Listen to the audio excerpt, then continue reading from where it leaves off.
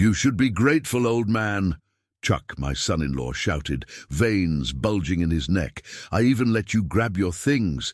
If it weren't for me, you'd have been on the street months ago." That's what he said to me inside the apartment. But the moment I stepped outside, the script changed. "You're being irresponsible," he yelled, loud enough for the neighbors on the balconies to hear.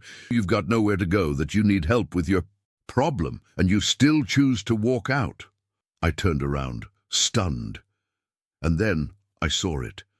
The smirk behind the concern, the pose behind the pity. He wanted a stage. He wanted an audience. He wanted to be the caring son-in-law saving his ungrateful, senile father figure. But the backstage, that was mine alone. It was raining as if the sky itself wanted to evict me that night. Raindrops drummed against the hood of my old Silverado like impatient fingers, tapping out a rhythm I knew by heart. The rhythm of loss. I stood there in front of my daughter's house, suitcase soaked, heart even heavier. The smell of wet earth mixed with gasoline and regret, a scent I'll never forget. I never imagined that the man once called Grandmaster Miller would end up here, exiled from the very home he helped to save. But life's chessboard can flip without warning. One day you're guiding the pieces with calm precision, trusting in logic and patience. The next, you realize you were just another pawn, advancing too eagerly, believing in the wrong king and queen. Months before that night, I still believed sacrifice was the noblest move. Margaret, my late wife, used to say that chess wasn't about attacking. It was about protecting. "The strength of a player lies in what he's willing to give up, Tony," she would tell me, her voice soft, her eyes full of that calm wisdom I never learned to match. When she passed 9 years ago, I clung to those lessons like scripture. Patience, calculation, compassion. So when Evelyn, my only daughter, appeared on my porch crying for help, I didn't hesitate. She said the bank was about to take their condo, that Chuck had lost clients. That little Peter couldn't sleep, afraid they'd have to move away from his school. And me, I'd built my own house with my bare hands, the same cedar walls where I taught generations of kids how to play. I sold it all, the home where every corner still carried Margaret's laughter. I gave Evelyn every dollar, believing that this time sacrifice would protect the family. But I was wrong. In chess, when you sacrifice your queen hoping your opponent will show mercy, the game usually ends in checkmate. Fast. When I moved into their apartment, Evelyn hugged me through her tears, saying it was just for a while. Chuck shook my hand with that salesman smile, the kind of smile that measures people by their use, not their worth. At first, I tried to believe in love again. I made the morning coffee, taught Peter how to move his knights, told him stories about the tournaments I once played, while the smell of bacon and Folgers drifted through the kitchen. For a while, the clicks of the chess pieces replaced the silence of grief. For a while I felt alive again, but soon the tone shifted. Little jokes from Chuck barbed as bishops. "Careful, Grandmaster, don't forget to turn off the stove again." Evelyn sighs when she heard me and Peter laughing. "Dad, could you keep it down? He's got a test tomorrow." Each sentence was another quiet move on the board, pushing my king slowly toward the corner. And out of love or guilt, I kept retreating, one square at a time, until that night. Thunder tore across the Carolina sky as Chuck hurled a garbage bag onto the porch, shouting something about boundaries and respect. His voice echoed off the wet wood as I stood there, holding my half-zipped suitcase, watching pieces of my life spill into the rain. My wedding suit, the 1982 championship trophy, a faded photo of Margaret with her blue scarf. Peter was crying behind the curtain, his small hands pressed against the glass. Evelyn just stood there. Her eyes shimmered, but not with remorse. They were the tears of someone who'd already decided who was leaving the board. "You should be grateful, old man," Chuck repeated, face twisted with fury. "I even let you take your things. If it weren't for me, you'd have been out on the street months ago," I wanted to answer, to remind him whose money had paid the mortgage he was standing on. but the words caught somewhere between pride and disbelief. How does a man who once calculated 10 moves ahead fail to see the trap being set right in front of him? "Chuck, please. He's my father," I heard Evelyn whisper, almost pleading. He turned to her and muttered something I couldn't hear. Thunder swallowed the words whole. Then came the smallest, cruelest sound of all. Click, the lock sliding into place. And just like that, the game was over. Or maybe it had finally begun. I picked up my old Samsonite, the same one that had followed me to tournaments across Europe, and walked down the steps slowly, each board creaking as if mourning with me. The streetlights glistened off the asphalt, reflecting the gate that now closed behind me. Inside the truck, the smell of mildew and old upholstery filled the cab. The engine sputtered twice before starting with a tired roar. The wipers scraped back and forth, marking time like a metronome. Talk. Every move from here on would matter. Driving into the hills outside Asheville, the silence felt different, not peaceful, but honest. No more pretending, no more smiles made of calculation. Just the road, the rain, and the ache of being replaced. I stopped at the cabin Margaret and I once owned, near Pisgah. The roof sagged, dust layered every surface, but the chessboard was still there, untouched, waiting. The pieces stood exactly as we'd left them, mid-game, frozen in quiet defiance of time. I sat down, opened the small velvet pouch, and placed the white knight on c3. "Your move, Maggie," I whispered. Rain pattered through the holes in the roof, every drop a heartbeat of the past. I closed my eyes and heard her voice again. "When the board looks lost, Tony, step back and see it whole. Sometimes checkmate is only the beginning of another game." And there, surrounded by the smell of wet cedar and thunder's distant hum, I understood. There were still moves left to play. I just had to see the board again. Strange, isn't it? After giving everything to save a home, I'm the one left without a roof. But that's how life's game goes. Not everyone who moves first wins, and not everyone who stays silent loses. If this story reminds you of someone who gave everything and was still pushed off the board, tell me where you're watching from. Maybe together we can learn to play differently. I used to wake before the sun and sit by the window with a chipped mug of coffee, listening to the hills breathe.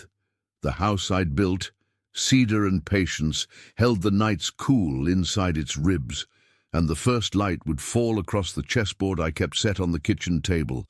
I liked the posture of a game waiting, knights poised like thoughts not yet spoken, bishops standing at angles that suggested prayer or strategy, depending on the day. In that hour, the world felt arranged, not by force but by understanding.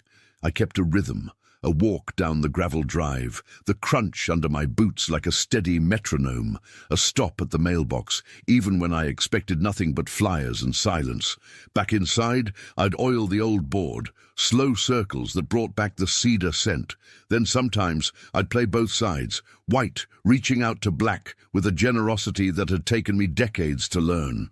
Margaret used to watch me do this, her cheek in her palm. "You look most alive when you're letting the other side breathe," she'd say, and I'd answer that breath is where the mistakes happen. She'd laugh. "Or where the heart does."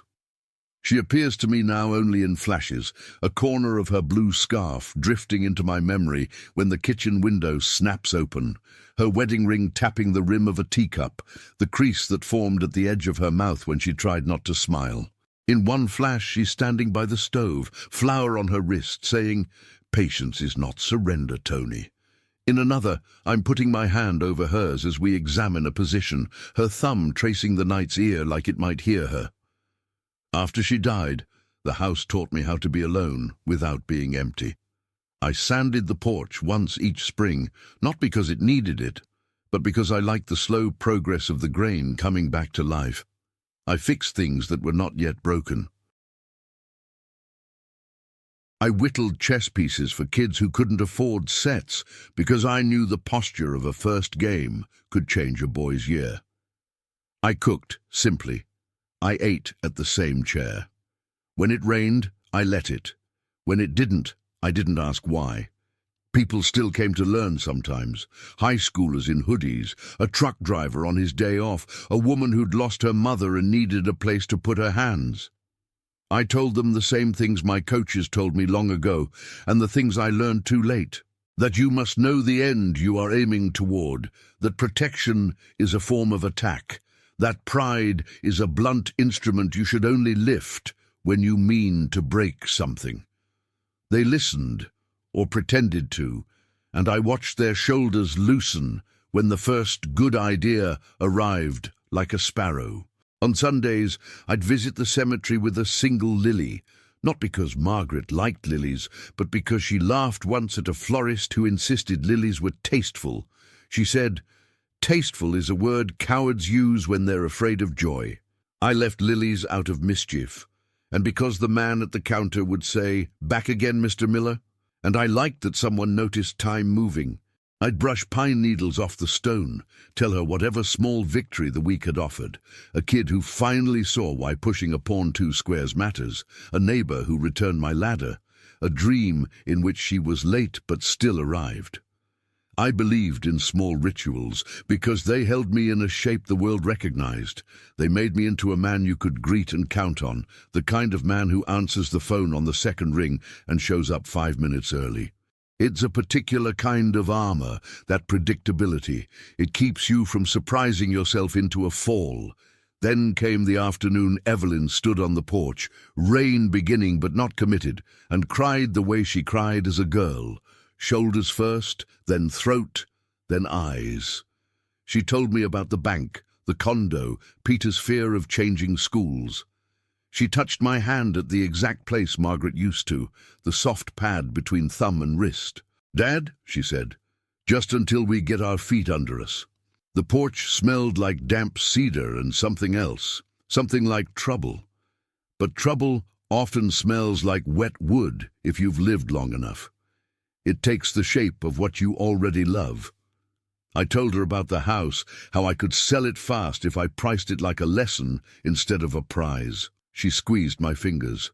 "You've always been the generous one," she said, and we both looked at the board behind me. White's Queen was tucked behind a pawn in a structure I liked because it reminded me of Margaret's insistence, protect first, shine later. I didn't say any of that. I nodded and made tea. The realtor was fast, and I did not ask too many questions. I signed where she pointed, felt the odd lightness of divesting. The rooms emptied themselves with dignity. I packed our lives into boxes that had once kept apples safe. I found the jacket I wore the night I won the 1982 final. It fit me like a memory I'd almost outgrown. I found Margaret's scarf and tied it to the strap of my suitcase because I wanted something to wave behind me, a flag of the country we'd built. I left the house loving me. Houses know when you mean well. Moving into Evelyn's condo felt like stepping into a pause. The walls smelled faintly of paint and lemon oil. Peter ran to me with the kind of enthusiasm children still trust. His hair was a mess of blonde angles. "Grandpa," he said, "will you teach me the knife fork?" I laughed and promised too fast. Chuck shook my hand and said, "Welcome, sir," with a brightness that looked like a showroom. I told myself that charm is not a sin. Days became new rituals. Coffee at the island, Folgers and bacon, chess at the kitchen table, the pieces clicking with a sound that lifted the whole room a few inches. Peter's hands learning to hover before committing to a square. Evelyn doing the bills with the concentration I used to see when she painted as a girl. Chuck leaving at odd hours with a cologne that announced him half a minute before he entered a room. At night, I watched old games on my laptop and pretended that applause feels the same on a screen. I kept the board alive for Peter. "Knight takes pawn," I'd say, tapping, "and what does that reveal?" He'd squint and grin when the discovered attack arrived. He liked the idea of hidden power. People still came to learn sometimes. High schoolers in hoodies, a truck driver on his day off, a woman who'd lost her mother and needed a place to put her hands. I told them the same things my coaches told me long ago, and the things I learned too late. that you must know the end you are aiming toward, that protection is a form of attack, that pride is a blunt instrument you should only lift when you mean to break something.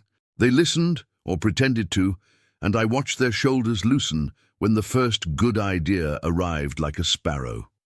On Sundays, I'd visit the cemetery with a single lily, not because Margaret liked lilies, but because she laughed once at a florist who insisted lilies were tasteful. She said, "Tasteful is a word cowards use when they're afraid of joy." I left lilies out of mischief, and because the man at the counter would say, "Back again, Mr. Miller," and I liked that someone noticed time moving. I'd brush pine needles off the stone, tell her whatever small victory the week had offered. A kid who finally saw why pushing a pawn 2 squares matters. A neighbor who returned my ladder. A dream in which she was late but still arrived. I believed in small rituals because they held me in a shape the world recognized. They made me into a man you could greet and count on, the kind of man who answers the phone on the second ring and shows up 5 minutes early. It's a particular kind of armor, that predictability. It keeps you from surprising yourself into a fall.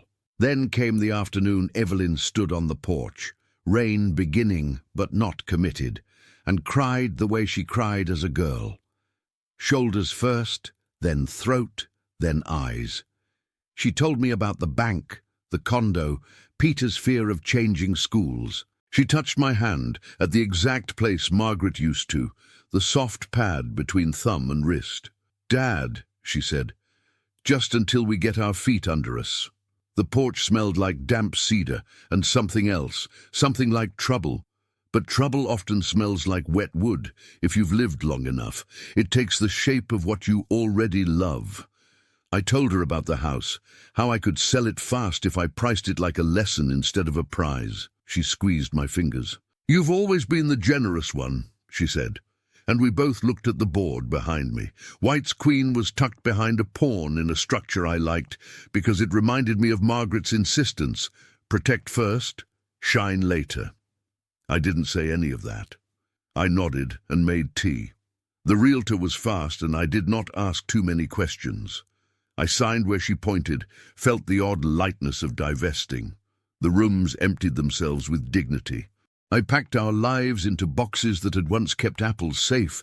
I found the jacket I wore the night I won the 1982 final.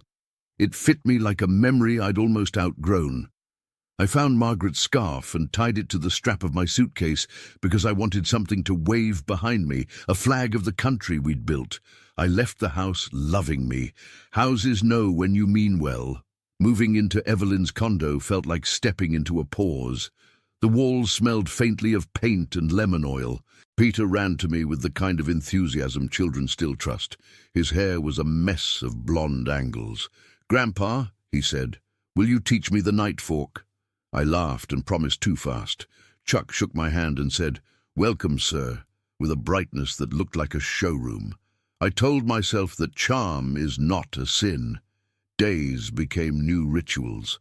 Coffee at the island, Folgers and bacon, chess at the kitchen table, the pieces clicking with a sound that lifted the whole room a few inches. Peter's hands, learning to hover before committing to a square.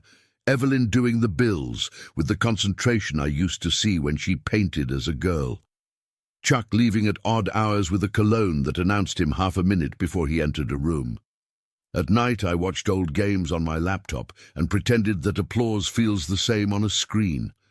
I kept the board alive for Peter. "Night takes pawn," I'd say, tapping. "And what does that reveal?" He'd squint and grin when the discovered attack arrived. He liked the idea of hidden power. "That's the thing about life, champ," I said once without planning it. "Most of what matters happens where you're not looking." He repeated the line, rolling it around in his mouth. "Where you're not looking," he said. "That's where it matters." Sometimes I'd see Margaret in the hallway mirror, the turn of my shoulders reminding me of the way she stood when she was warning me gently. A flash, her fingers closing over a bishop I was about to misplace, her voice low. "Do you really want that square, or do you just want to move?" The mirror would empty itself, leaving only me, a man carrying his own echo. I missed my house, but not as much as I thought I would. That scared me.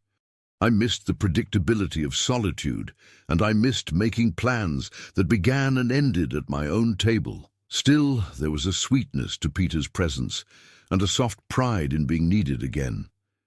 I told myself I had traded cedar and quiet for laughter and purpose, the kind of exchange that seems noble until someone reminds you the bill never really settles. There were small signs then, thin as threads. Chuck's jokes, delivered with the careful casualness of someone trying out a weapon's weight. A remark about old habits, a glance at the stove, a question asked too loudly when guests were over, a smile that forgot to reach his eyes.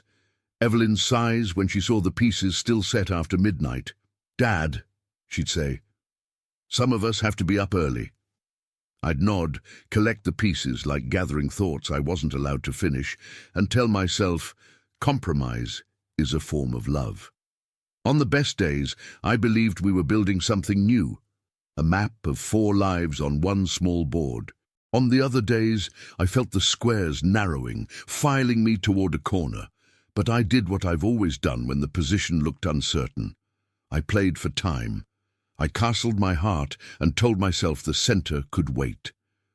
A flash of Margaret again, just her hand this time, palm up, offering me a rook I'd forgotten. "All the power in the world is useless if you leave it in the box," she says in that remembered way, a voice stitched to the quiet. I lift the rook. I put it on the file that defends everything. For a long second, I believe that is enough. The first cracks didn't sound like breaking glass. They sounded like laughter. Chuck began calling me Grandmaster, with a tone that wasn't admiration anymore. It started during breakfast one Saturday. I had forgotten the sugar bowl in the cupboard and went to get it. "Careful, Grandmaster," he said, smirking. "Don't get lost on the way to the kitchen." Evelyn laughed, too quickly, too softly, and I joined in because silence would have made it worse. Humor, I told myself, is how men like Chuck hide their nerves. But the echo of his voice followed me for the rest of the morning, the same way a player's cough can linger long after you've lost the move you were about to make. Small things began to shift. The coffee I brewed was suddenly too strong. The radio I liked was too old. The chair where I read the news blocked the light. Little corrections, all disguised as care.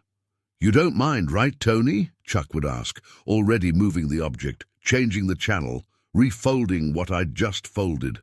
I told myself he was just a man who needed to control his space, that my gratitude could survive a few irritations. I'd given him my home, after all. Surely I could give him a little peace. At dinner one night, he invited 2 friends from his office. They were loud, handsome, in the untested way of men who've never had to rebuild anything. Evelyn made pot roast and poured wine that cost more than I'd have spent on a week's groceries. I mostly listened. Halfway through the meal, one of the men asked, "So, Tony, what do you do with all your free time?" Before I could answer, Chuck said, "He plays chess online. Gambles a little too, keeps him sharp." The table laughed. He said it like a joke, but I could feel my daughter's eyes slide away, just slightly. I wanted to explain that I hadn't played for money since 1988, that the only games I played now were with Peter. But the words would have sounded like defense, and defense in front of laughter only tightens the noose. So I smiled, raised my glass, and changed the subject. The evening went on. The air didn't. Later that night, when the guests were gone, Evelyn kissed my cheek goodnight and said, "Don't take him too seriously, Dad. You know how Chuck is." I nodded, but I didn't know how Chuck was. Not yet. I only knew that laughter can be used like a rook, to clear the way for something far less innocent. Peter noticed first. "Why does Mum tell you to be quiet when you're not loud?" he asked one morning as we packed his school bag. I told him grown-ups sometimes get tired and say things they don't mean. He frowned. "But you never tell me that." I smiled, ruffled his hair. "Maybe that's my mistake," I said. But the thought stung. The days became a series of minor apologies. Sorry for the coffee smell. Sorry for leaving the chessboard on the table. Sorry for using the good towels. I was learning to disappear politely. One evening, I came home from a walk and found the guest room door locked. Chuck was in the hallway, keys in his hand. "Oh, sorry, Tony," he said, almost cheerful. "I changed the locks. We had a security issue last week. Some of the building staff. I'll get you a copy soon." He didn't. That night, I slept on the couch. Evelyn said nothing. I told myself it was temporary, a misunderstanding, but the pattern was clear. I was being moved, one square at a time, into a smaller life. The hallway became my corridor of hesitation. The kitchen, my borrowed territory. Even the chessboard began to feel like trespass. There was a night I couldn't sleep and went to the balcony. Chuck was on the phone, pacing. His voice was low, but not low enough. "I'm handling it," he said. "Old guy doesn't know what day it is half the time. We'll figure something out." He turned and saw me standing in the doorway. "Everything okay?" he asked, smiling. "Yes," I said. "I was just getting air." "Good," he said, nodding. "Air's important at your age." He walked past me, leaving his cologne behind like a signature. I stayed there until the sky lightened. Every word replayed itself, a whisper of the move that was coming. In the mornings, Peter still came to the table eager to play. His enthusiasm was my last clean square. "Knight to e5, he'd shout, proud of his small victories. "Well done," I'd tell him, meaning it more than he knew. Sometimes I'd see Chuck watching from the doorway, his expression unreadable. Once he said, "He's obsessed with this game. You think that's healthy?" "It teaches patience," I replied. Chuck smiled. "Or obsession. Hard to tell the difference in old habits." Evelyn appeared then, holding her coffee, and told him to leave it alone. For a heartbeat, I thought I saw shame flicker in her eyes. Then she looked away. The apartment began to feel smaller by the day. Not because of walls, but because of glances. I stopped leaving the lights on in the hallway. I moved quieter through the rooms. Even Peter's laughter started to sound apologetic. Once, while helping Evelyn fold laundry, I said softly, "You've been quiet lately." She shrugged. "Work's been stressful. Chuck's under pressure. Try not to take things personally, Dad." "I don't," I said, though I did. I took everything personally, every sigh, every pause, every word left unfinished. Margaret came to me in fragments again. The reflection of a scarf in the microwave door. The whisper of her voice under them of the refrigerator. "Don't play, Tony. Fast moves are for the frightened." I tried to listen. I tried to slow down. One afternoon, Peter came home from school with a drawing. He'd made us a family portrait, 4 stick figures under a roof. Me holding a chessboard, him beside me, Evelyn smiling, Chuck taller, off to the side, his face a strange mix of grin and smudge. "You forgot to color in your dad," I teased. He looked at the paper and whispered, "I didn't forget." That night I stared at the ceiling long after everyone slept. The rain had started again, tapping on the window like an impatient clock. I thought of all the boards I'd played in my life, how every trap begins with generosity. You offer a piece. You believe the other player will see your kindness and return it. But that's not how most people play. They take, because taking feels like winning. I didn't know it yet, but the next move had already been made. It would come with Evelyn's voice, soft and practiced, saying, "Dad, could we talk about a loan?" Evelyn came to me at dusk, the hour when the condo softened and the kitchen turned the color of tea. She stood at the island with her hands wrapped around a mug she wasn't drinking. "Dad, could we talk about a loan?" The word loan wore a sweater and slippers. It came in kindly, asking not to be feared. I asked how much. She didn't say at first.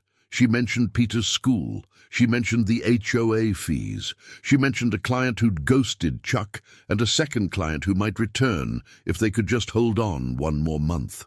"Just until we get our feet under us," she repeated, as if the promise itself could pay interest. Chuck entered as if the moment had been his cue, jacket tossed across a chair, tie loosened but not absent.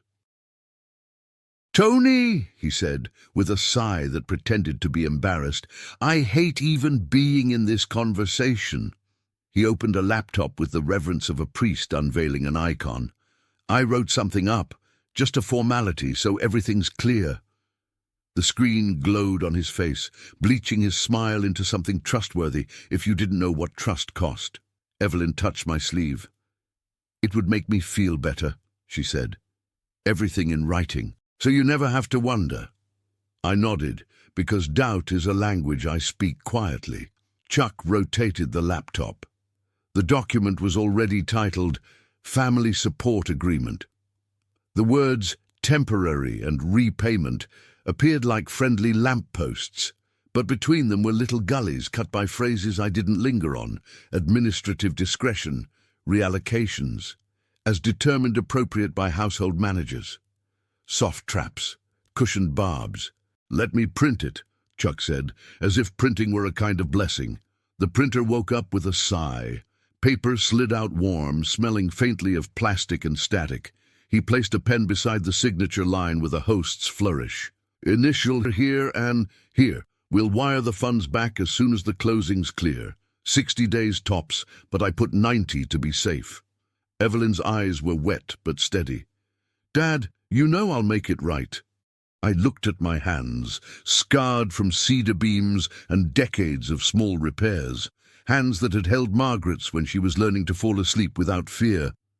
I heard her voice, a flash across the kitchen tile. "If you must move fast, Tony, know exactly why." I didn't know exactly why, but I knew for whom. I signed. "Thank you," Chuck said, relief spilling a little too quickly. He snapped photos of the pages with his phone before I'd lifted my hand. "We're a team," he added, and kissed Evelyn's forehead like an actor hitting his mark. I transferred the money that evening. The bank app blinked its confirmation, numbers turning into silence. When I closed the laptop, a pawn toppled from the kitchen chessboard I kept for Peter. It rolled in a slow circle, then lay on its side. I picked it up, but it felt heavier than a pawn should. In the days that followed, we staged normal. Bacon, Folgers, school runs, the gentle clatter of chess pieces before homework. Chuck called me Sir again, an honorific that dissolved the second he looked away. He took calls on the balcony and said things like, "We're liquid now," and "It's handled." And once, "He trusts me." I told myself he meant clients. I told myself many things that tasted like reassurance and chewed like sand. A week later, I came home with milk and found the guest room doorknob replaced. The brass was new, bright enough to show my face warped into an oval. "Building security upgrade," Chuck announced from the hallway, jangling keys like a man demonstrating competence. "We had a scare with a contractor. I've got spares coming." "Do we need that for the guest room?" I asked, trying to smile, offering him a staircase down. "Boundaries make everyone more comfortable," he said. "You'll thank me." The spare never came. That night I slept again on the couch. Evelyn touched my shoulder on her way to bed and said, "It's temporary." The word had less furniture now. It didn't sit comfortably anywhere. I checked the family support agreement on my phone. The PDF was compressed, low resolution, the kind of blur that keeps a man from seeing the teeth in small print. I found the line that should have calmed me, repayment within 90 days, and found it attached to a clause about market conditions and household solvency. If the market had a cold, my repayment would have to wait until it stopped sneezing. I lay there with the glow of the screen on my chest, Margaret's scarf draped over the arm of the couch like a flag at half-mast. Peter noticed the lock first. He pressed his ear to the door and whispered, "Why did they change it?" I told him adults like to feel safe. "But you're safe," he said, as if reporting a scientific fact. I put a finger to my lips, and he nodded, learning too young the posture of silence. In the kitchen, I set up a small endgame for him, king and pawn versus king. He pushed the pawn with care, eyes narrowed in concentration. "What if he keeps checking me forever?" he asked. "Then you walk," I said. "You keep your king close to what matters, and you walk together." Across the room, chuckled. "Great life lesson," he said. "Nothing says success like scraping by one square at a time." He lifted his glass of something amber and added, "Cheaper than therapy." When the credit card bills arrived, Evelyn's face rearranged itself into someone I didn't fully know. She paced, whispering numbers like confessions. "We will fix this," she kept saying. "We will." I offered to call the bank. "No," she answered too fast. "No, Dad. It's better if Chuck handles it. He talks their language." Chuck smiled at that, a flash of teeth inside a kindness costume. 2 weeks in, a neighbor stopped me in the lobby. "So brave of you," she said, touching my elbow, "to face the addiction." I looked at her the way one looks at an unexpected mirror. "I'm sorry?" She blinked. "Oh, Chuck said you were getting help, that you struggle with online gambling. He said you were a champion once. It must be so hard." Her voice frayed on hard, as if the word had splinters. I thanked her for her concern, even as the floor shifted a few millimeters downward. Upstairs, I found Chuck at the stove, humming. "Had a lovely chat in the lobby," I told him. He lifted an eyebrow. "People care here," he said. "We're lucky." He handed me a plate I hadn't asked for and patted my shoulder like I'd just recovered from an illness we both knew I didn't have. That night, Evelyn brought a stack of mail to the table. She pulled out a letter and hesitated. "Dad," she said softly, "there's a small issue with the account." She slid the paper toward me. The bank had frozen a portion of my remaining funds due to account irregularities, requiring temporary oversight. Oversight. The word wore a badge. "It's just procedural," Chuck said, placing his hand over mine as if to calm me. His palm was dry, his fingers confident. "We can't have you stressed. Let me carry this." I heard Margaret then, only a single syllable, the beginning of my name, and I pulled my hand back. "I'd like to speak to the bank myself," I said. Chuck's smile flickered. "Of course," he replied, "but let's not confuse them with multiple voices." He looked at Evelyn. She looked at the table. A rook had fallen onto its side beside the sugar bowl. I hadn't noticed it drop. The next morning, my phone rejected my banking password twice before accepting it. I saw transfers labeled with harmless names: utilities, maintenance, dues, small bites disguised as housekeeping. The totals bled. I scrolled back to the family support agreement and found the clause that allowed household managers to make necessary reallocations to preserve mutual stability. Mutual, I thought, the way a cage is mutually agreed upon by the captor and the bird. When I confronted Evelyn, my voice was calm because fear had already done the screaming inside me. "Tell me we're still within what we agreed," I said. "Tell me nothing changed without me." She bit her lip. "Dad, please," she whispered. "You think I wanted any of this?" She looked toward the bedroom where Chuck was singing softly, a man polishing his mask. By evening, the guest room was no longer a room, but an address I was allowed to visit with permission. My things were folded into clear bins on a high shelf I couldn't reach without a step stool Chuck kept in the locked laundry closet. "Organization," he said. "You'll thank me." I began to understand, not in a rush, but the way a bruise teaches color. Gradually, undeniably. The theft was not a single act, it was a choreography.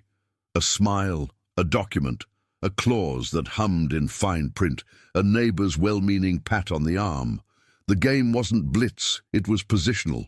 Slow pressure, fewer squares, the quiet certainty that my king would end up caged on the back rank while someone narrated my decline to applause. Late one night, as rain worked the windows and the refrigerator whispered its long, cold song, I heard Chuck on the balcony practicing a voice that wasn't meant for me. "We tried everything," he said into the dark. "But you know how addiction is. Poor Evelyn. He's stubborn. He won't accept help." He paused, then repeated the line. smoother, more sorrowful, as if auditioning for the moment the audience would arrive. That was when I knew the next move would be public. He wanted a crowd to watch the board he'd arranged. The following weekend, with the neighbors gathered by the grills and the hallway doors ajar, he would change his tone for the audience, calling me sir as he planted the lie that would stain everything I had left, the grandmaster who gambled away his life. The first audience arrived on a Saturday that smelled like lighter fluid and sweet corn. The building turned its courtyard into a stage. Plastic tables, paper plates, kids weaving between lawn chairs with faces painted into tigers. Someone's radio leaked old rock, the kind that makes men nod as if remembering a version of themselves they can forgive. I brought a bowl of coleslaw because it's what you bring when you have nothing else to offer. Evelyn took it, smiled thinly, and set it beside the potato salad like a truce no one had signed. Chuck was already in character. He moved between clusters of neighbors with a practiced humility, shirt sleeves rolled, beer bottle in hand, as if it were a microphone. "We're all good," he kept saying, the way men say it when they've rehearsed the opposite. Every so often he'd touch my shoulder and say, "Sir," loudly, like a respectful son in a commercial. "Tony!" cried Mrs. Whitaker from 4B, the kind of woman who calls everyone dear and keeps lemon cookies sealed like medical supplies. "I hear you taught Bobby to castle last week." "I did," I said. "He's quick." Chuck slid in, smiling. "We're lucky to have him," he told her. "It's been a journey." He held the last word in the air like a smoke ring. "We've had some challenges. But family sticks together, right?" Mrs. Whitaker's eyes softened. "Of course," she said, squeezing my forearm like she was fastening me to something that floats. I felt a tug in my chest, the one that wants to believe kindness is just kindness. Then the pivot began. 2 men from Chuck's office joined us, laughing at a story I couldn't hear. "Grandmaster," one said, clinking his beer against mine, "I hear you're fierce online." "Online?" I asked. Chuck laughed first. "Oh, come on," he said, skimming his glance off my face like a stone across water. "He's modest. Competitive streak a mile wide." I decided to make light of it. "Haven't played for money since '88, I said. "Now it's just me and my grandson, a pawn and a promise." The men laughed again, but not with me. Chuck leaned in, confidential as a whisper that wants to be overheard. "We worry sometimes," he said, and we sat carefully between him and Evelyn, who stood at the table arranging napkins into gilt. "It's easy to lose track. Apps, late nights. You know how it is at his age." Mrs. Whitaker tilted her head. "Oh," she said softly, as if my bones had just cracked in her imagination. I felt that familiar tug again, this time lower, meaner. "That's not accurate," I said evenly. "I play with Peter. I study old games." Chuck's smile grew compassionate, a mask that had learned to sweat convincingly. "Of course," he said, patting my arm. "We're not blaming you, sir. It's just hard." The word hard drifted, looking for a place to land. It found my throat. Across the lawn, Peter waved at me with a plastic sword. He was lined up for a relay race, shoes untied, eyes bright. I raised a hand. He beamed and went back to his team, trusting the day to remain a day. "Tony," said a neighbor I barely knew. Stephen or Scott, one of those standard names. "I had no idea you were struggling. My old man had a rough time letting go too. Pride," he took a drink and announced to the air, "takes a real man to admit when he needs help." I wanted to say I had asked for no help, that the help I gave had built the roof chuckling above us. But the courtyard had become a commentary booth. I recognized the position. A discovered attack. Chuck's concern was the piece in front. The damage came from what he'd lined up behind it. I tried to exit the conversation. A chess player knows when the center is lost. But Chuck followed, voice pitched for sympathy. "He's had some memory issues," he explained to a new cluster. "Dates, numbers, nothing dramatic, just confusion." He sighed. "We got him seeing someone." "Seeing who?" I asked before I could stop myself. He turned to me, wounded. "Dad, please," he murmured, replacing my name with a leash. The group looked at me like a child who'd raised his voice in church. Evelyn arrived with plastic cups. "We're doing our best," she told them, eyes not meeting mine. "It's been a lot." "A lot," Chuck repeated. The echo became the truth. I felt my face change without my consent. Not anger, something more like embarrassment's older brother. I set my cup down and addressed the air with gentleness I didn't feel. "I sold my house to help my family," I said. "I signed a loan." "A gift," Chuck corrected smoothly. "You insisted it be a gift. We begged you not to, remember?" He laughed softly, a tender sound that rearranged the past while people nodded along. "He's generous to a fault," someone said, grateful to be included. "I kept the agreement," I continued steady, "and I expect repayment." Evelyn flinched as if I'd thrown something. "Dad," she whispered, "please." Chuck stepped nearer between me and the crowd, his hand raised like he might bless me.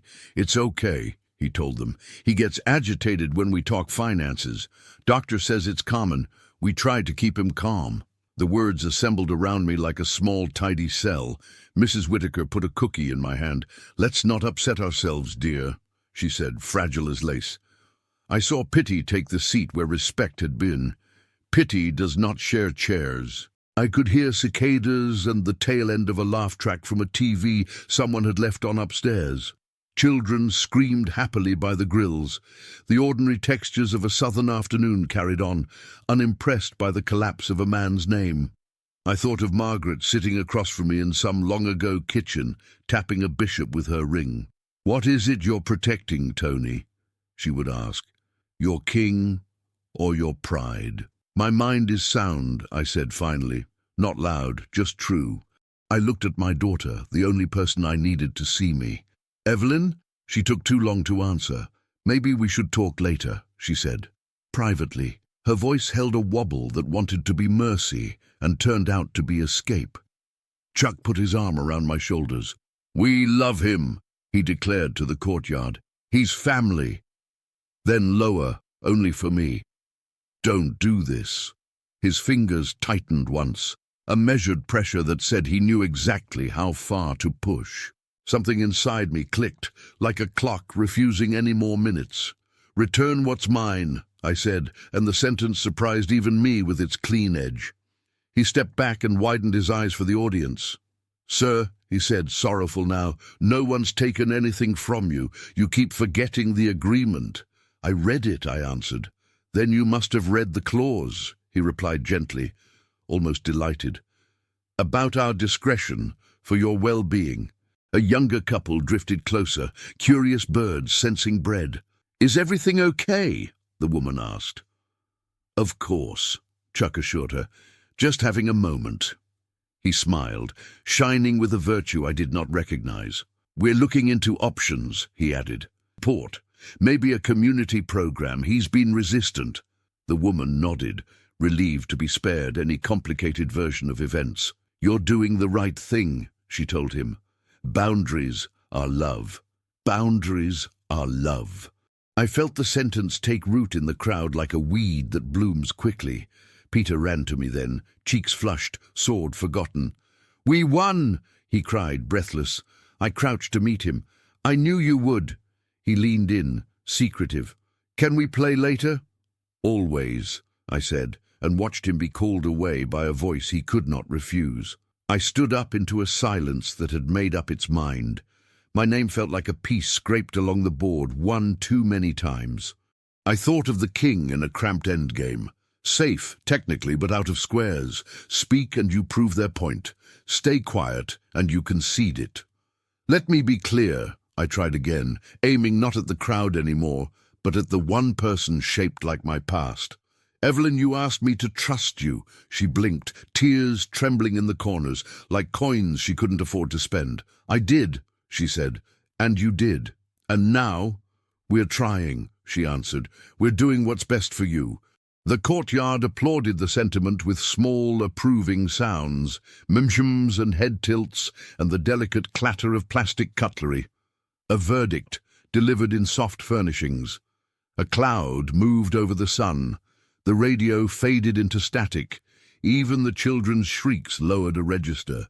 I realized the humiliation wasn't just in what was said, it was in how quickly the room accepted its convenience. Chuck had offered them a story that permitted their comfort. My protest would have required them to rearrange their chairs. I set the cookie on the edge of the table. "Enjoy the party," I said, and walked back through the heat, the way a man walks through a room he's already left.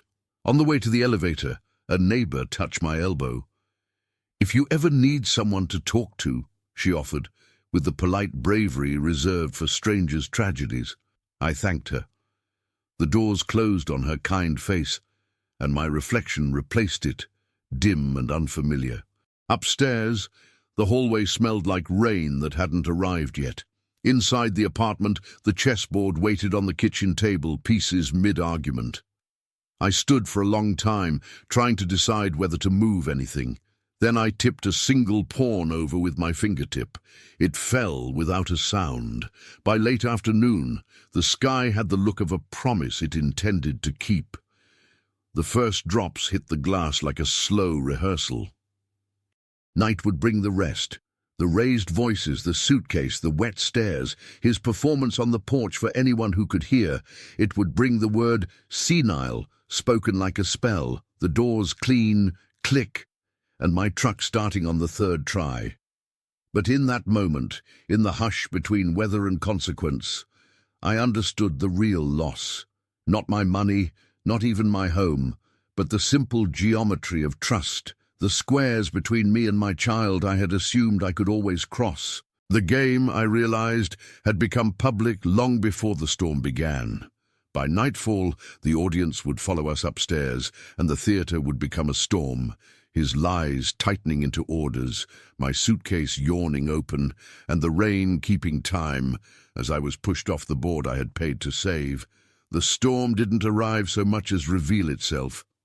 The air thickened first, like the apartment was breathing slower, waiting. Then came the sound, the hiss of water against glass, the thunder that rolled like someone dragging furniture across the sky. By the time Chuck slammed the door, the rain was already inside the walls. He'd been pacing for an hour, muttering numbers, phrases like liabilities and reputation management. Evelyn followed him, voice soft, too calm to mean peace. "He's tired, Chuck," she said. "It's late." "Tired?" he snapped. "We're the ones exhausted. Fixing, cleaning up after—" He stopped, remembering the audience was gone. Then his eyes found me at the kitchen table, the chessboard between us like a fragile truce. "Still playing games," he said. His tone made the word an accusation. "Games require 2 players," I answered. He laughed, short and hard. "Well, we're done playing." Evelyn's voice wavered. "Please, both of you." But he was already moving. He swept his arm across the table, and the pieces scattered, clattering onto the tile, white mixing with black, strategy dissolving into noise. "Look at this," he said. "He sits here all day, talking to himself, losing track of time, pretending to be some legend." "I built the life you're living in," I said quietly. "I sold mine to save yours." He smirked. "That's one way to see it. Another way? You got lost in your own fantasy and we bailed you out." Evelyn gasped. "Chuck, stop." But he wasn't finished. "You think anyone believes you? They all see it now, the neighbors, the bank. You're a charity case with a chessboard. You should be thanking us." I stood. The motion surprised him, maybe surprised me too. "I'm not your burden," I said. "I'm your consequence." He blinked. "What does that mean?" "It means everything you have was paid for with something you didn't earn." That should have ended it, but he stepped closer, voice low. "You know what your problem is, Tony. Pride. You'd rather drown than admit you're old. You think losing your house makes you a martyr. It just makes you stupid." The words didn't sting. They landed like dull pieces already captured. Behind him, Evelyn started crying. Not loud, but with the exhausted sound of someone who's run out of language. "Dad, please," she said. "You can stay. Just don't make this harder." I looked at her. It's already hard, I said. It's hard when you realize the people you raised learned everything except mercy. Chuck scoffed. Save the speeches, pack your things. He left the room, came back with a trash bag. My shirts went in first, then the jacket from 1982, then Margaret's scarf. He threw each like a move he'd planned long ago. Take your junk, he said. Go play somewhere else. Peter appeared in the hallway, eyes wide, hands shaking. Dad, stop it.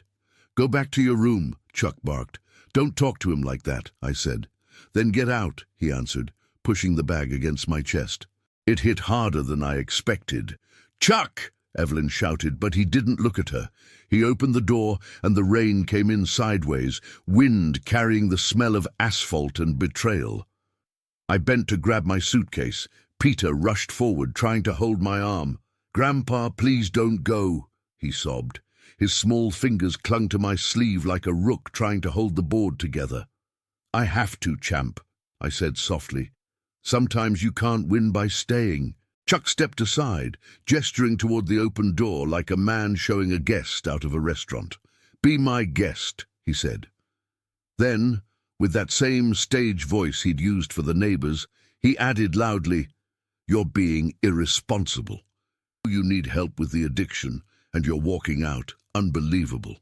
I turned back to him, and in that second I understood the entire game.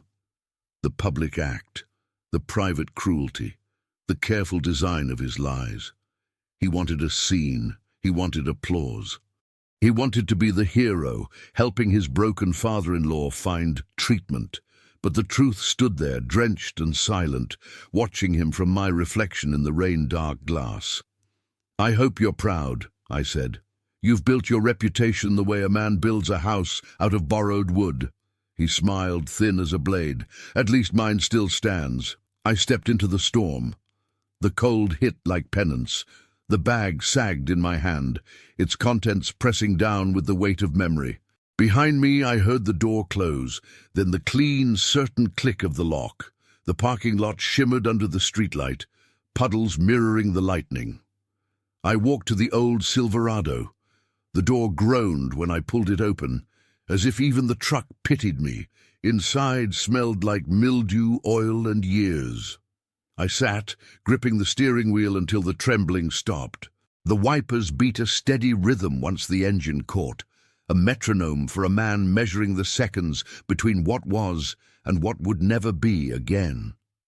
The road out of Charlotte twisted through the hills, each turn revealing darkness that looked like rest. The rain softened to a steady percussion, and I found myself whispering names to the windshield, Margaret, Peter, Evelyn, like prayers with no audience. Hours later, I reached the cabin. The same place where we'd planned to retire, where she'd once written my name in dust on the table and laughed. It was still standing, though the roof sagged under the years. Inside, the air smelled of cedar and ghosts. I set the suitcase down, found the old oil lamp, struck a match. The flame hesitated, then caught. The light brushed the chessboard, sitting exactly as we'd left it. A mid-game paused forever, white to move. I wiped the board clean, not out of anger, but reverence. I needed to begin again. I placed a pawn in the center, pushed it forward one square. Your move, Maggie, I whispered.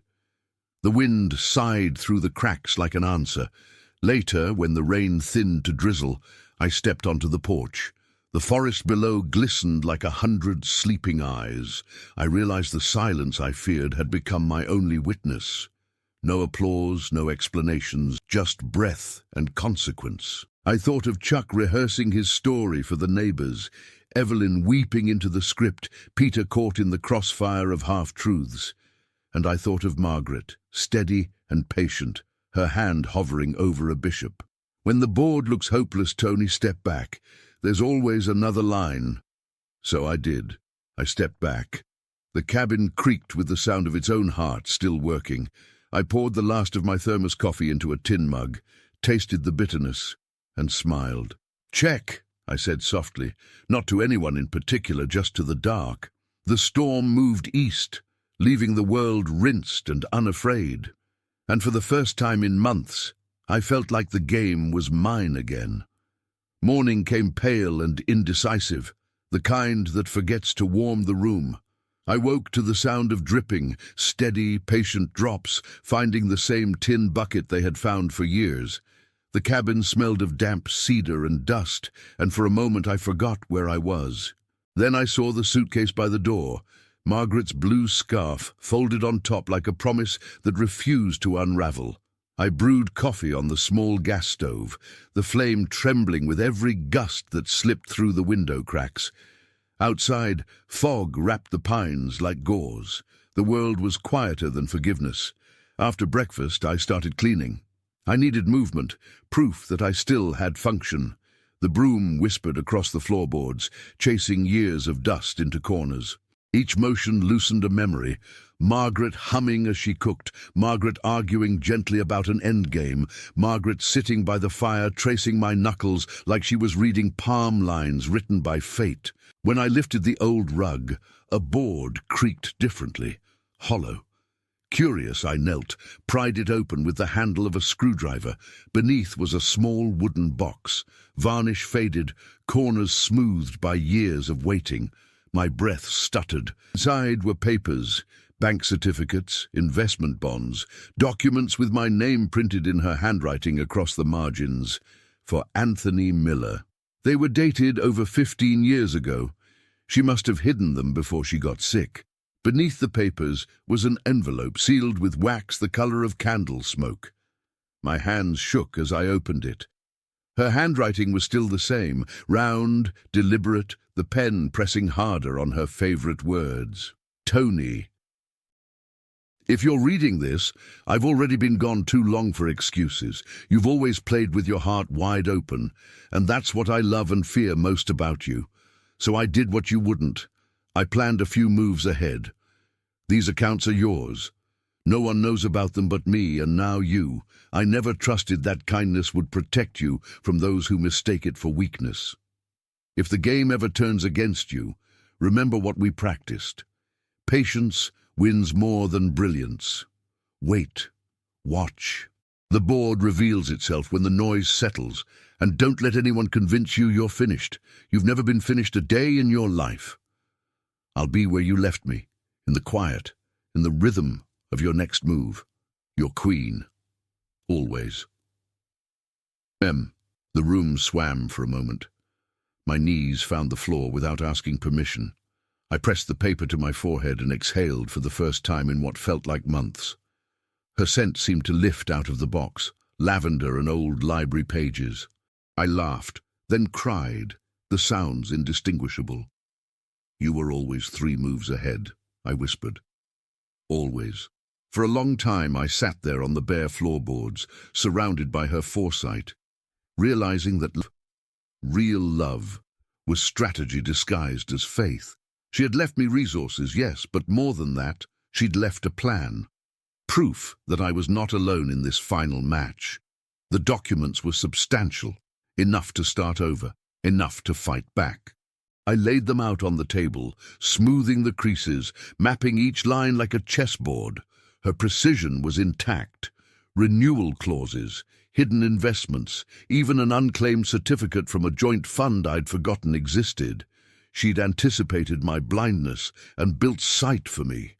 By afternoon the fog lifted and sunlight filtered through the trees in hesitant stripes. I stepped outside, the papers safe in a folder under my arm. The forest smelled of wet bark and new beginnings. A single bird called from somewhere unseen. The sound felt like permission. I walked down to the small stream where Margaret and I used to cool our feet in the summers. The water ran clear and fast. I thought of her laughter echoing off the stones, of the way she'd splash just enough to win without looking like she meant to. You cheat, I'd say, and she'd answer, only when love's on the line.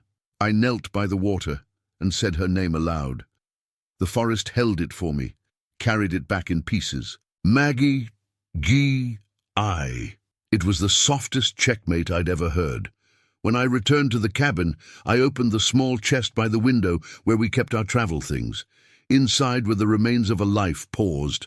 Old postcards, her gardening gloves, A photograph of us at the Asheville tournament, both of us younger, sharper, unstoppable. I placed her letter there, atop the gloves, as if returning a move to the board. That night, I couldn't sleep. The wind moved through the rafters, a sound like breath drawn in wonder. I set up the chessboard again, this time fresh, all the pieces aligned. I let the lamplight fall across the squares until they looked almost alive.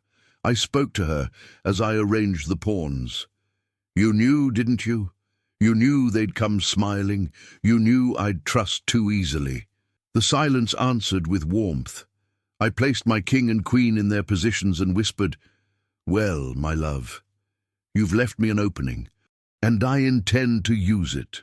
For the first time since I'd left the condo, I felt the future expand instead of close. The fear was still there, but it had edges now. Edges I could trace, control, outmaneuver. I wrote down every account number, every instruction from her note, each one a square reclaimed. Then I folded the papers into a tin box and tucked it beneath the bed. When I lay down, the rain started again, softer this time, a curtain drawn between yesterday and what comes next. I dreamed of her that night, not young, not ghostly, but exactly as she'd been the last time she beat me at chess. Her face half-shadowed, her smile the quiet triumph of someone who knew patience would win in the end. I woke before dawn with that smile still in my mind, and for once I didn't feel haunted. I felt accompanied. At sunrise I brewed coffee and sat on the porch, the steam curling into the cool air. The forest hummed, alive again. Somewhere down the hill a fox darted between the trees, quick, alert, certain. I watched it disappear and thought of the path I still had to take, legal, deliberate, slow. There would be calls to make, names to confront, a son-in-law who'd never see it coming. But all of that could wait. For now I sat with the morning, the weight of Margaret's letter in my pocket, and the sense that my queen had made her move long before I realized the board was still hers. "Patience wins more than brilliance," she had written, and I understood now this wasn't just comfort. It was instruction. The game was back in my hands. He showed up on a Thursday, the kind of afternoon that feels undecided about being spring or autumn. I was outside splitting logs when I heard tires on gravel, slow and uncertain, like someone testing the boundaries of permission. The truck that stopped by the gate was clean, too clean for this road. A young man stepped out, mid-30s, dark hair, a suit that didn't belong in the woods. "Mr. Miller?" he called, hand raised halfway between greeting and apology. I nodded, wiping my palms on my jeans. "You found him," I said. He smiled, a flicker of recognition lighting his face. "You probably don't remember me. Ryan Delgado. We met a long time ago. You helped me once." I searched his features. A boy running from something, a face I half remembered from a cheap motel tournament outside Raleigh. A teenager with too much anger and not enough direction. "You were the kid with the bruised hand," I said. "Your father—" He interrupted gently. "You paid my application fee to college, said it was an investment in a better endgame." He laughed, not sure if he was allowed. "You were right." I leaned on the axe handle. "You turned out all right then." "I'm a lawyer now," he said. "And lately I've been seeing your face online." He hesitated, reaching into his satchel. "Someone filmed you teaching chess to those kids outside the store in town. The Grandmaster in the Woods, they called it. It went viral on truevoices.org. He handed me his phone. The video played silently, me hunched over a picnic table, explaining a fork to a boy with a missing tooth, rain misting around us like smoke. "You look exactly the same," he said. I watched it for a moment, then handed the phone back. "You came all the way here for that?" He shook his head. "I came because I know when something doesn't add up. The article said you lost everything to gambling, that you were under guardianship. But then I found property records, your name removed from a title less than a year after a wire transfer matching the sale of your house. I've seen that pattern before. It's what I do. Financial abuse, elder fraud cases." He paused, watching my reaction. "I think someone took you for a ride, Mr. Miller." For a second, the air thinned. All the quiet I'd cultivated trembled. I gestured toward the porch. "Coffee?" He smiled. "Always." We sat with 2 mugs between us. The forest hummed its low conversation. Ryan pulled out a folder, edges already frayed from use. "You've got witnesses, paperwork, digital trails. If you're willing, we can build a case. I just need your story, start to finish," I told him. About Evelyn's tears, Chuck's charm, the contract, the rumors. I told him about the night of the storm, the suitcase, the lock. I told him about Margaret's letter and the accounts she'd hidden like breadcrumbs for the day I'd need to find my way back. He didn't interrupt once. When I finished, he closed the folder and looked out toward the trees. He said quietly, "When you paid that fee for me, I promised myself that if I ever saw someone like you cornered, I'd repay the debt." He looked back at me. "I think this is the move. I'm not sure I have the strength for a fight," I admitted. "You don't need strength," he said. "You need patience." He smiled at the line, maybe not realizing it was an echo. "We'll file in Asheville. The courts there still listen." I stared at the chessboard on the porch, half set from the night before. "It won't just be them," I said. "My daughter, my grandson, they'll be dragged into this." Ryan's voice softened. "Sometimes you can't save everyone in the same game. Sometimes you just have to stop the one doing the taking." He left at dusk, promising to call. As his truck disappeared down the hill, I felt a strange calm. A stillness that wasn't fear, but readiness. The kind that comes before a good opening move. That night I went through Margaret's papers again, labeling everything, scanning each document with a cheap app that felt like magic to someone my age. I wrote a statement in longhand, every event, every date, every insult I could remember. It felt less like confession and more like clarity. 2 weeks later, Ryan called. "They responded," he said. "Your son-in-law and daughter hired counsel. They're claiming you're mentally unfit, petitioning for interdiction." I exhaled. "That sounds like Chuck." "They won't win," Ryan said. "Not if we show the documents and your testimony. I'm not sure they'll listen to an old man's words against a family's." He chuckled. "They'll listen to a grandmaster describing a match from 40 years ago, move by move. Trust me." The first court date came faster than I expected. I wore the same grey suit I'd worn to bury Margaret, pressed and clean. Ryan met me at the steps, tie crooked, energy contained. "You ready?" he asked. "As ready as you can be when you're walking back into someone else's game," I said. Inside, the courtroom smelled like varnish and nerves. Evelyn sat at one table, Chuck beside her, hand draped over hers like ownership. She couldn't meet my eyes. Peter wasn't there. I hoped he didn't have to hear any of this. The judge was older, eyes sharp behind small glasses. Ryan laid out the evidence, bank transfers, the family support agreement, the hidden clauses. He spoke cleanly, without drama. Then he turned to me. "Mr. Miller, can you recall your match at the 1982 Nationals?" I smiled. White opened with pawn to e4. Black replied with c5. Sicilian defense. The game lasted 72 moves. I lost my queen on 39 and still won in the endgame. The judge leaned forward. 72 moves. You remember them all?" "Every one," I said. And I did. Each move carried a year of my life. Ryan slid Margaret's letter across the table, its scanned copy displayed on the screen. His late wife anticipated this. She left him not just financial security, but clarity. "That's not delusion, Your Honor, that's foresight." Chuck's lawyer objected, but the judge silenced him with a glance. Evelyn began to cry quietly, head bowed. Chuck whispered something to her, but she didn't respond. When it was over, the judge ruled in my favor. "Mr. Miller's accounts are to be restored," he said. "The evidence of manipulation is clear. The petition for interdiction is denied." He turned toward Chuck. "And Mr. Carter, the court will forward its findings to the Real Estate Commission for review." The gavel's strike echoed like a bell releasing air. For the first time, I didn't flinch at the sound of finality. Chuck's face emptied, his charm finally bankrupt. Evelyn covered her mouth with both hands. Ryan clasped my shoulder. "That's check," he said quietly. Outside, the air was sharp and bright. Reporters asked questions. I ignored them.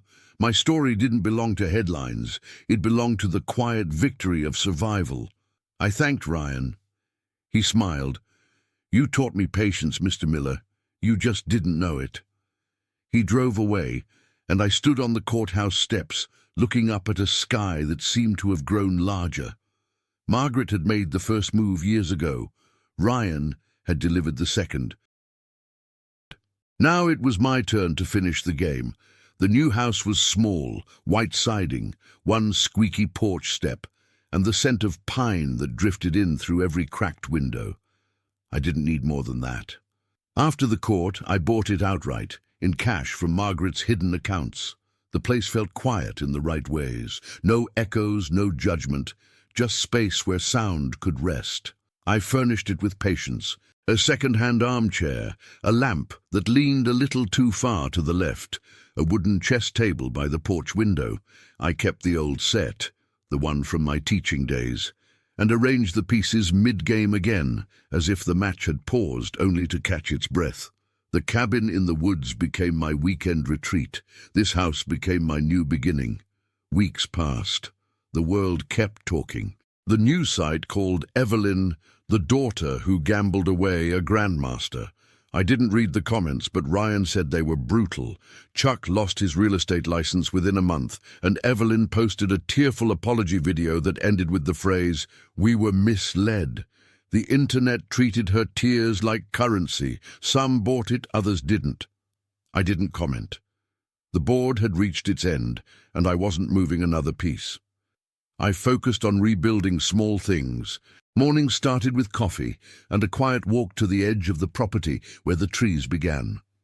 I'd listen to the creek below, to the birds rehearsing daylight. I started teaching chess again. Local kids, neighbors, even a retired teacher from down the street who said she'd always wanted to learn, but couldn't stand losing. I told her losing was just another form of learning patience. She laughed and said, "You sound like a preacher." I said, "I'm just a man who's finally learned the difference between silence and surrender." Then one afternoon, as the sun dipped low, there was a knock at the door. I knew that rhythm. I opened it before he could knock again. Peter stood there, backpack on, sneakers muddy, his eyes wide with the fear of doing something brave. He looked taller, older somehow, though only months had passed. "Hey, champ," I said, my throat already thick. "You found me." "Mom told me not to come," he admitted, "but I saw the video, the one where they said you were sick." I didn't believe it. His voice cracked on believe. "I'm glad you didn't," I said. "Come in." He stepped inside carefully, as if the floor might judge him. His eyes went straight to the chessboard. "You kept it," he whispered. "Of course," I said. "It's how I remember who I am." He smiled, small and honest. "Can we play?" I nodded. "Always." We sat at the table. The board looked different in this new light, gentler, forgiving. He reached for the white pieces, then hesitated. "You go first, Grandpa," he said. "You've been waiting longer." I laughed. "Pawn to e4, I said, and he mirrored me with c5. The game began like a conversation picking up after a long silence. Outside, cicadas buzzed like applause. Halfway through, Peter paused. "Mom says she's sorry," he murmured. "She cries a lot. Dad left. He said it was her fault." I kept my gaze on the board. "Some losses take longer to count," I said. "She'll find her way." He looked up. "Will you forgive her?" The question hit deeper than any insult Chuck had ever thrown. Forgiveness isn't a move you make for the other player. It's the act of setting your own king free. "I already have," I said finally. "She's still my daughter." We played on. I let him trap my bishop just to see the pride flicker across his face. "You saw that coming," he accused, laughing. "Maybe," I said. "But sometimes a good teacher knows when to lose." The sun tilted lower, turning the walls amber. We talked about school, about his science project, about how he wanted to design a chess app one day. "You'd win every game," I said. He grinned. "Not against you." "You'd be surprised," I said. "Old men learn new defenses."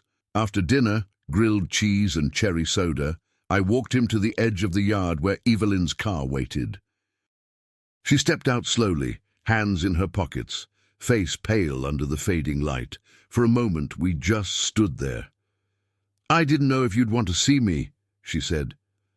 "I didn't know if I could," I answered. Peter looked between us, anxious. I knelt to his level. "Go wait in the car, champ," I said. "We'll finish our game next time." He nodded, hugged me hard, and ran off. Evelyn wiped her eyes.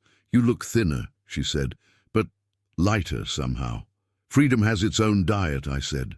She smiled weakly at that. "I'm not asking for forgiveness," she said. "I just wanted to thank you for not destroying me in court." "I didn't need to," I said. "The truth does that on its own." Tears welled again. "I thought I was helping him. I thought I was protecting my family." "You were protecting his comfort," I said. "Not your family." She nodded, silent. "I found Mom's letter," I added. "She planned everything. She knew." Evelyn covered her mouth. "Of course she did," she whispered. "She always did." The wind picked up, carrying the smell of rain from somewhere far off. She looked at the sky. "Peter misses you. I do too." "You're always welcome here," I said. "But only if you come as yourself." She nodded again, then stepped forward and hugged me, tentative at first, then desperate. For a moment I felt the child she used to be, the one who'd once believed I could fix anything. When she pulled back, she looked smaller, but somehow clearer. "Thank you," she said. After she drove off, I went back to the porch. The chessboard still waited, the pieces frozen mid-battle. The air was cooler now, the crickets rehearsing for nightfall. I stared at the board for a long while, then reached out and tipped my king over gently. "Game over," I whispered. "We both survived." Weeks later, I received a letter with no return address. Inside was a photo of Peter at a chess tournament, medal around his neck, grin wider than the frame. On the back, Evelyn had written, "He says he's playing for Grandpa. He won the end game with patience." I placed the photo beside Margaret's letter. 2 generations of moves, aligned. That evening, as the sun fell behind the hills, I set up the board once more. Not for a match this time, but as memory. The pieces caught the last light like small mirrors. I poured 2 cherry popsicles into glasses, Peter's idea, and waited on the porch, watching the road curve down toward the school. When he appeared at the bend, running, backpack bouncing, I smiled. He saw me and waved both hands. I held up the popsicles. "You ready for our rematch?" I called. "Always!" he shouted. He climbed the steps, breathless, and sat across from me. His laughter filled the space that used to echo. I started the timer on the old wooden clock. Tick, tock. The sound no longer reminded me of endings. It sounded like heartbeat. As the first stars appeared over the Carolina hills, he made his move. I looked at the board, at him, at the quiet house we now shared, and felt Margaret somewhere close, whispering her favorite line, "Patience wins more than brilliance." And I knew she was right. The game was never about winning. It was about remembering who I was. It rained again the next evening, softly, rhythmically, the kind of rain that doesn't threaten, only reminds. Peter was asleep in the spare room, the sound of his breathing mixing with the steady drip outside. I sat on the porch with a blanket over my knees, the chessboard empty between us. Across from me in the other chair, I imagined Margaret, her outline traced by the glow from the porch light, her hands folded, her expression both amused and knowing. "I told him," I whispered, "about you, about the letter." The wind moved through the trees like an answer. I could almost hear her laugh. "He's got your patience," I said. "You're quiet. He'll be all right." The town had gone quiet about us. The headlines faded. The video stopped circulating. Evelyn moved back to Charlotte with Peter, but every weekend he came to stay with me. She never stayed overnight, just long enough to sit for coffee, long enough to look at the hills and say, "Mom would have loved this place." I'd nod, and we'd let the silence do the rest. Some evenings, I still replayed the trial in my mind, the faces, the verdict, the sound of Ryan's voice when he said, "Check." But it wasn't victory I remembered most. It was the moment afterward, when the noise stopped and I realized I didn't want revenge. I just wanted peace, the kind that doesn't depend on anyone's permission.